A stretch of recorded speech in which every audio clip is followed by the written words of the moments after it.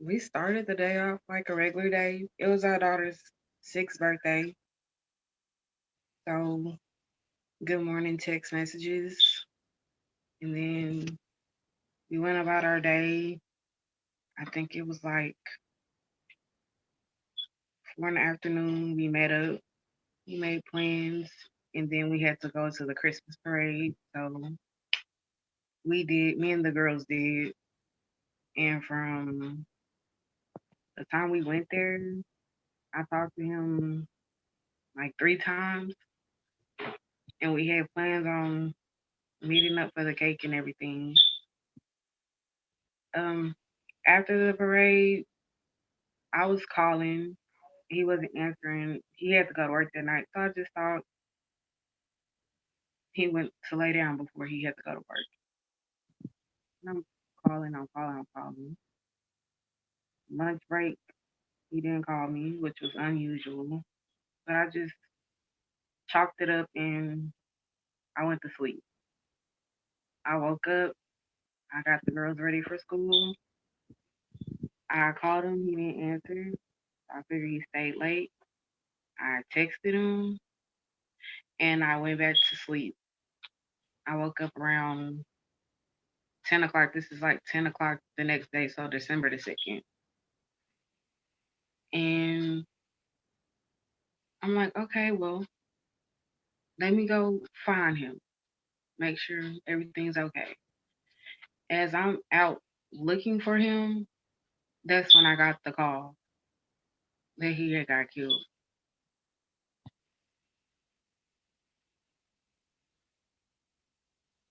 So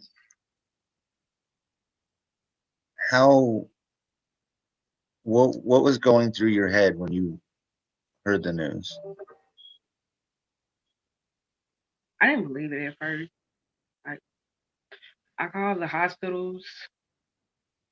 I went to the police station. They told me they couldn't tell me nothing. And I didn't believe it until I went to his family's house.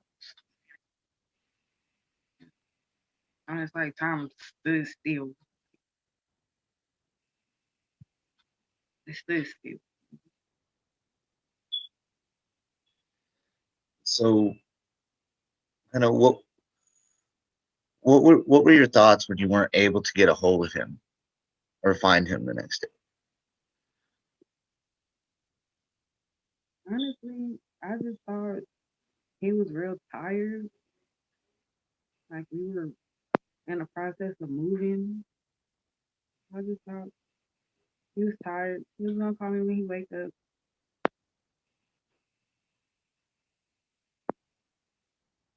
Oh,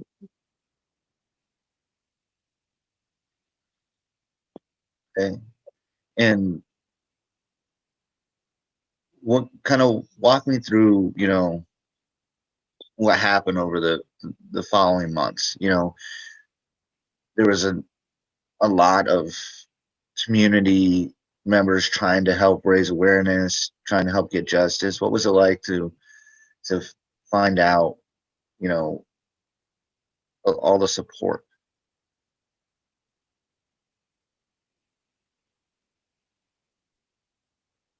it was unexpected how far it reached, like outside of Texas, but here Michael knew a lot of people, so I knew the community was gonna come together for him. Okay. And how how was it? How were you able to, tell the kids what happened to their dad?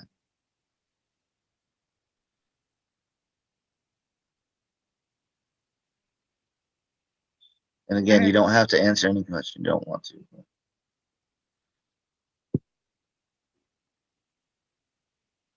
um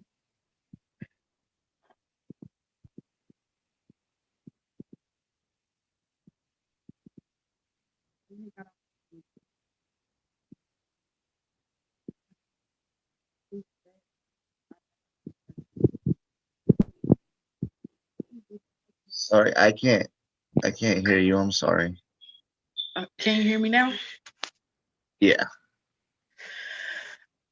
They had got off the school bus that day, and she was this is the day after her 6th birthday. She was looking forward to her toys, so she's like, "Did Daddy come with the toys?"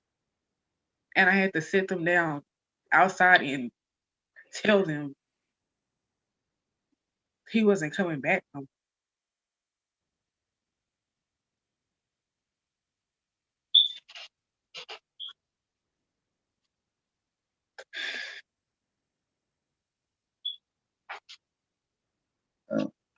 I'm a parent and I can't imagine how hard that conversation must have been. It's been a year, and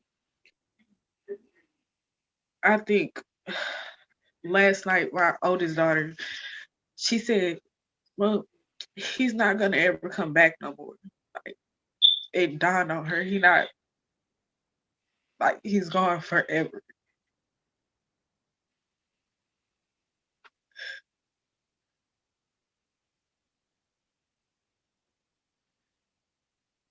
There's no way you can describe that to a kid or make it easier for them.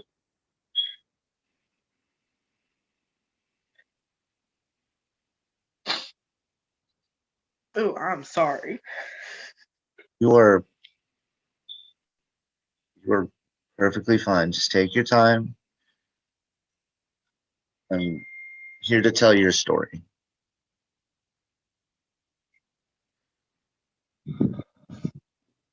I know that there's a lot of people out there that, they see this kind of situation from the outside, but you're not on the outside. You're on the inside. You're dealing with it and trying to help your kids get through and help them understand. And I want to make sure that people understand what something like this does to a family and make sure that your story is heard. If that makes sense. So what was what has the last year been like for you and your kids? Is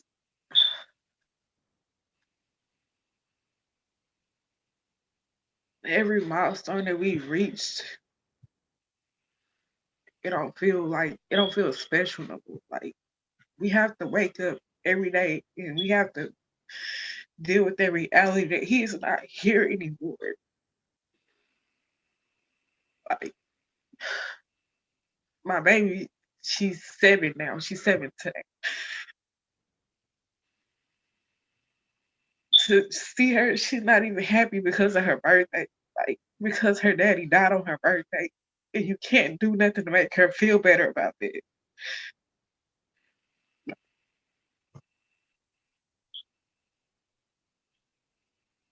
There is no amount of hugs or anything that just makes it better. Because we still have to come home at the end of the night and understand it. He is not here. Like, you plan on spending the rest of your life with somebody, and then just like literally at the snap of a finger is over and is done with.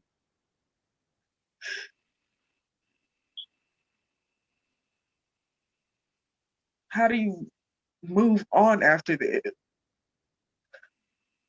Like, for almost 11 years, it's been us. And then for the past 8 years, it's been me and him and the girls. And just one day, it's not there no more.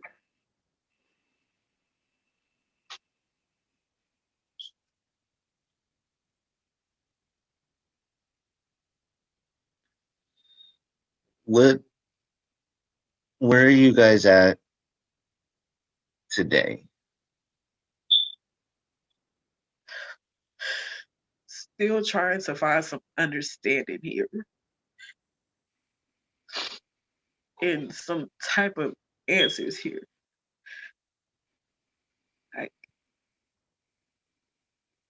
I, I want to be able to look at his three daughters and tell them that they got justice for their dad. I can't give them that. So it's like life is moving on, but we at a standstill.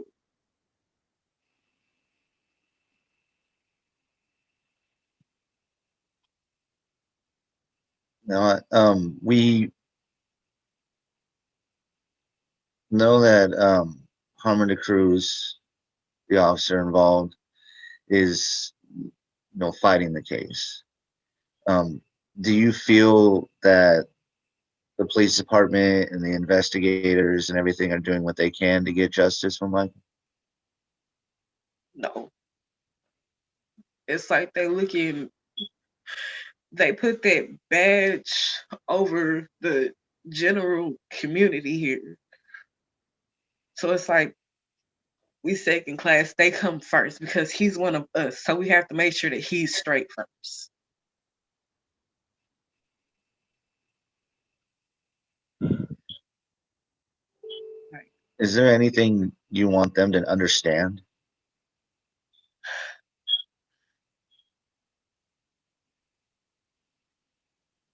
it doesn't matter how long it takes. We are not about to just let this go away. It's not just gonna be swept under the rug. He matters. So he won't be forgotten.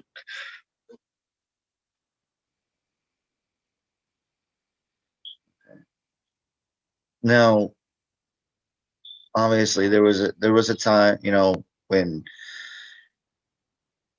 George Floyd lost his life, and the whole United States just kind of started, at least a good portion of them started paying attention.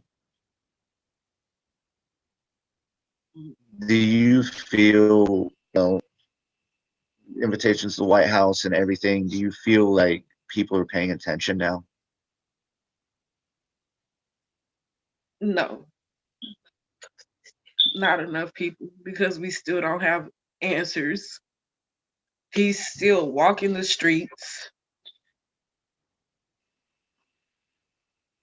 with just like he didn't take somebody's life. Like there's no answers, no nothing. How can you possibly how can this make a difference if we still at this standing point? Michael got killed before George. And we still have as many answers as in that first month in these last 11 months.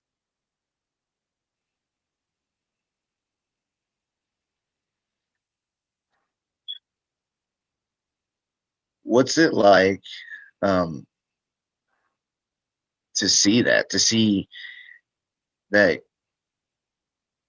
George Floyd and get some answers and some sort of justice when you have people like Breonna Taylor and Michael that are just either not getting justice or stuck in limbo? It's crazy, but it took his community tearing up their own community for them to give them answers. I don't want to have it go that far.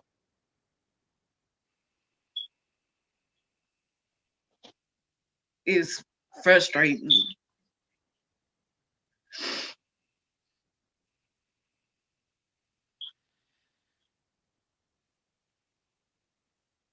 Today is your daughter's birthday. And you say she's not happy, not happy about that, and that's understandable. Um, what do you want other people to understand and other parents to understand about what your daughter's going through and what you're going through as a mom trying to help your kids through this?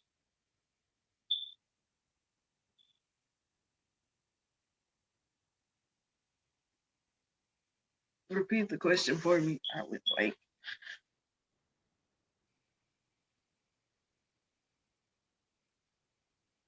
Did you? Could you repeat it for me? What would you like other, the community and other, parents to know and understand what it's like to, try to help a child through this, and the fact that your daughter can't even be happy on her birthday.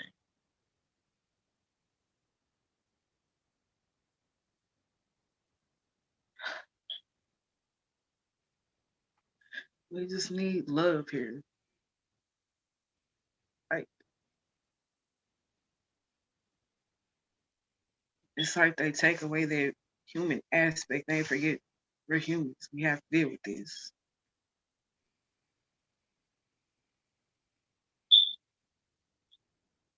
Just have humanity.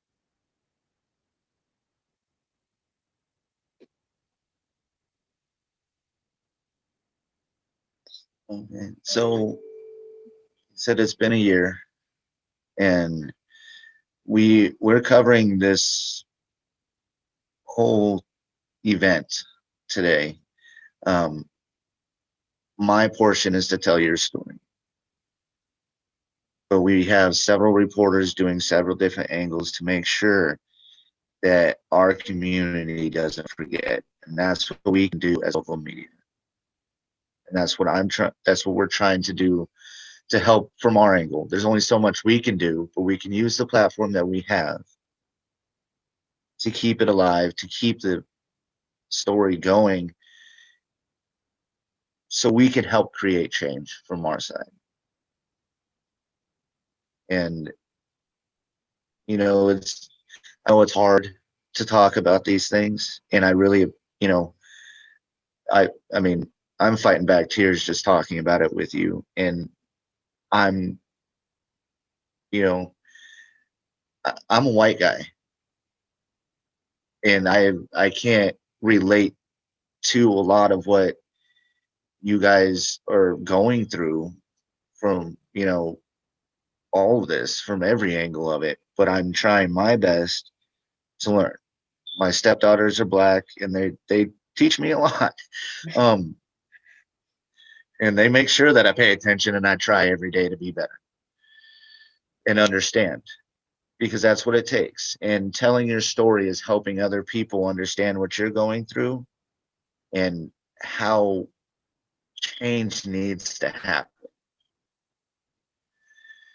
So, what do you want people to know about where you're at 1 year later?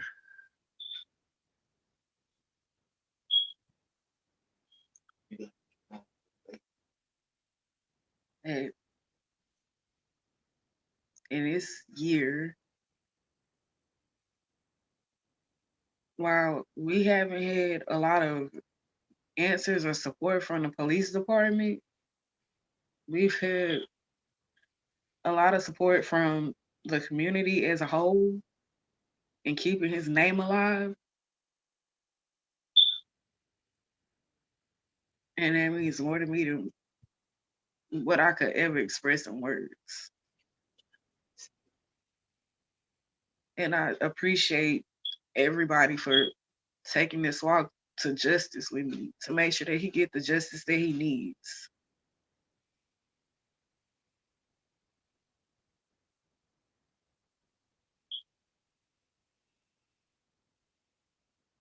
Is there anything that stands out to you about your case upon others, or does it just feel like another black man shot by another cop? It is literally the lack of answers. Like in other cases,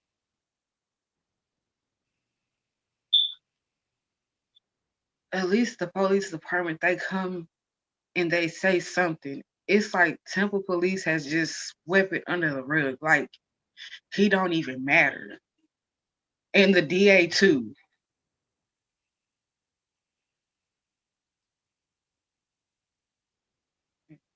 Have you spoken with the DA? I have not spoken with the DA since we spoke to him when all of this started.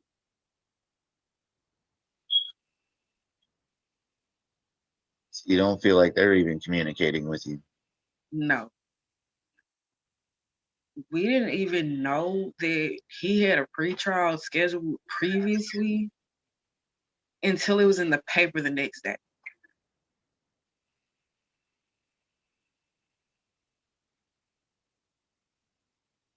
So do you feel like there's just a complete lack of communication? It is like, as his widow and his three daughters, we should have some type of answers here.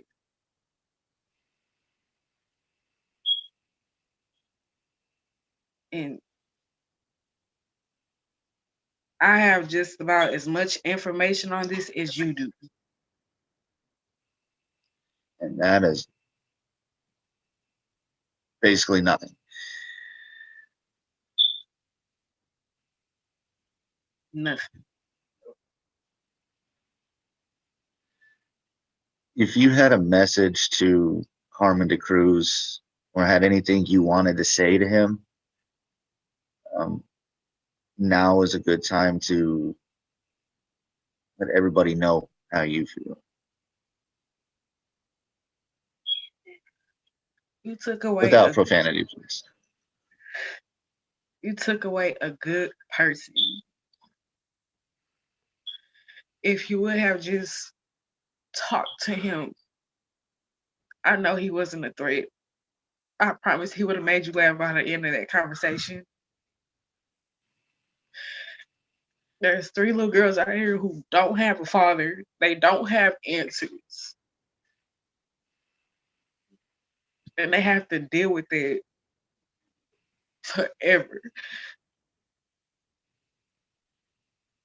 As a person, you should be able to own up to whatever you did instead of hiding behind your badge.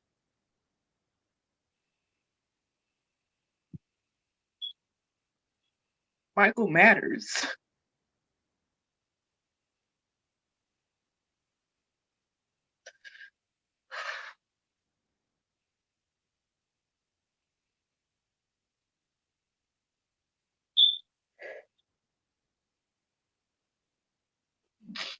Is there where are you guys going in the future? What are your hopes moving forward from today?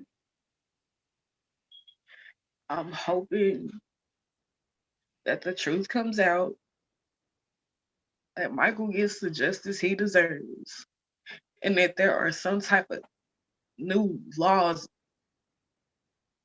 put into place here.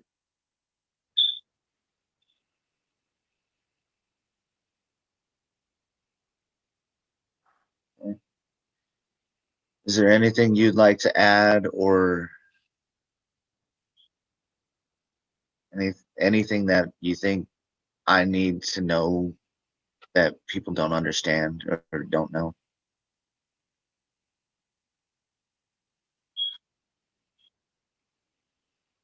Michael wasn't a bad person at all.